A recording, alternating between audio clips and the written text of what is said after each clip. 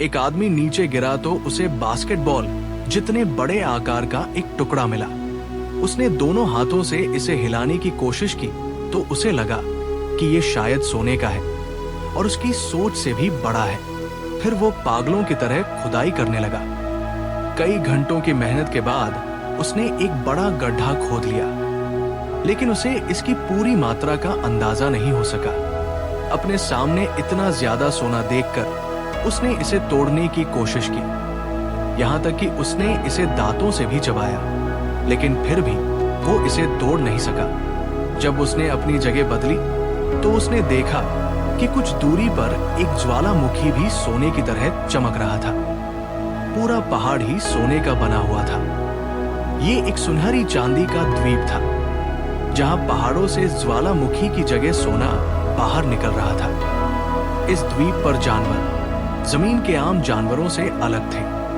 यहाँ कुत्ते के आकार के छोटे हाथी थे जिन्हें पालतू बनाया जा सकता था, और बहुत बड़ी चींटियां थी।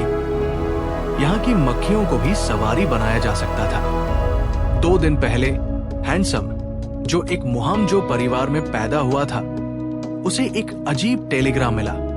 हैंडसम के पिता 2 साल पहले एक मुहामजो में लापता हो गए थे।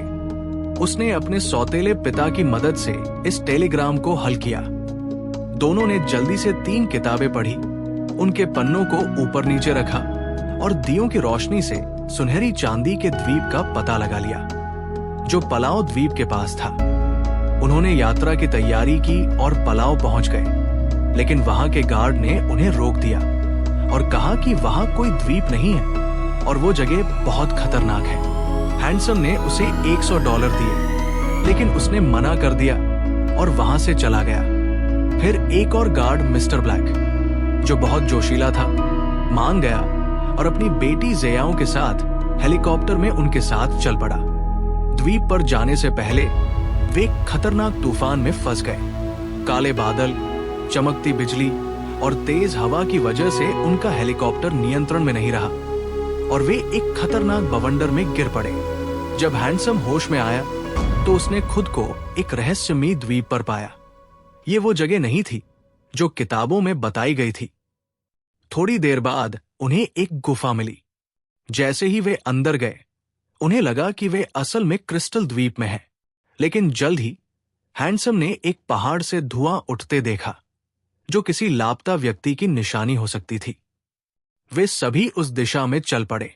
रास्ते में वे बड़े बड़े पत्थरों से गुजरे, लेकिन तब उन्हें एहसास हुआ कि ये कोई पत्थर नहीं, बल्कि किसी बड़े जानवर के अंडे हैं। वहां पास में एक बहुत ही बड़ी छिपकली सो रही थी। वे बहुत सावधानी से आगे बढ़ने लगे, लेकिन गार्ड गलती से अंडों के बीच गिर गया। गार्ड बहुत ज्यादा डर गया और डरने की वजह से छिपकली का अंडा टूट गया, जिससे छिपकली जाग गई और उन पर हमला कर दिया।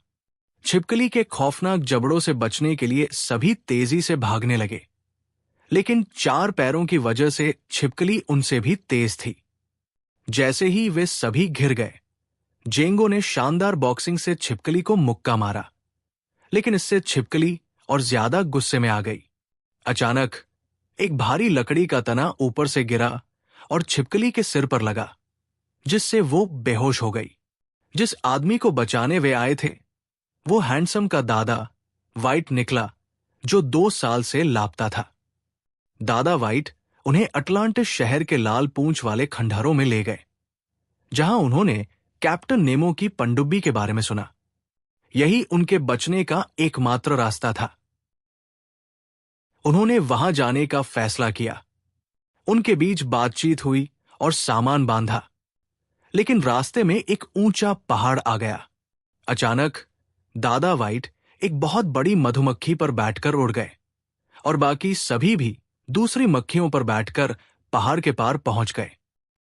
उन्होंने रात जंगल में गुजारी और अगली सुबह उन सब के बीच बातचीत हुई। सब 2 से 2 ग्रुप्स में बंट गए और सब ने काम बांट लिए और अपनी मंजिल की तरफ रवाना हुए।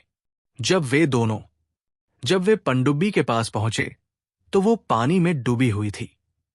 हैंडसम और जेंगो ने गहरे समुद्र में छलांग लगाई और पनडुब्बी का दरवाजा खोलने की कोशिश की। ऑक्सीजन खत्म होने के करीब थी। जब आखिरकार दरवाजा खुल गया, उसी समय एक खतरनाक इलेक्ट्रिक मछली ने उन पर हमला कर दिया। जेंगो ने अपनी सूझबूझ से इलेक्ट्रिक मछली की बिजली को पनडुब्बी की बैटरी चार्ज करने के लिए इस्तेमाल किया। जैसे ही पनडुब्बी में बिजली आई, वे जल्दी से अंदर गए। फिर हैंडसम भी गेंगू के पीछे अंदर चला गया। दोनों पानी में डूबे हुए थे। इसके बाद गेंगू ने और इंजन स्टार्ट कर दिया। में लंबी सांस ली। थोड़ी देर बाद उन्हें एक उपकरण मिला। दोनों ने उसे चलाने की कोशिश की, लेकिन वो काम नहीं कर रहा था। फिर हैंडसम को एक तरकीब सूझी। गेंगू और हैंडसम दोनों बहुत परेशान हुए, क्योंकि ज्वालामुखी फट चुका था और द्वीप डूबने वाला था। हैंडसम डेवेब के कंट्रोल सिस्टम में गया ताकि उसे ठीक कर सके, लेकिन उन दोनों को कुछ समझ नहीं आ रहा था। हैंडसम ने एक बड़ा खंजर पकड़ा और डेवेब से बाहर चला गया। अचानक मछली ने हमला कर दिया और हैंडसम ने खंजर से मछली को मारा। मछली को चोट लगने की वजह से वो डेवेब से टकरा गई। मछली के करंट से डेवेब चल पड़ी। इसके बाद महासागर में खतरनाक तूफान आ गया। हर चीज तबाह हो गई। हर तरफ पानी ही पानी था। वे सभी जिस चट्टान पर थे, पानी के तेज बहाव की वजह से वो टूट गई। सभी बहुत डर गए और पानी में गिर गए।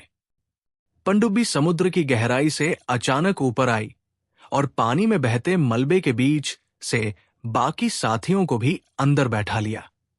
लेकिन खतरा अब भी मौजूद था, क्योंकि पहाड़ के गिरने से रास्ता बंद हो गया था। जेंगो ने एक मिसाइल लॉन्चर से पानी में रास्ता बनाया।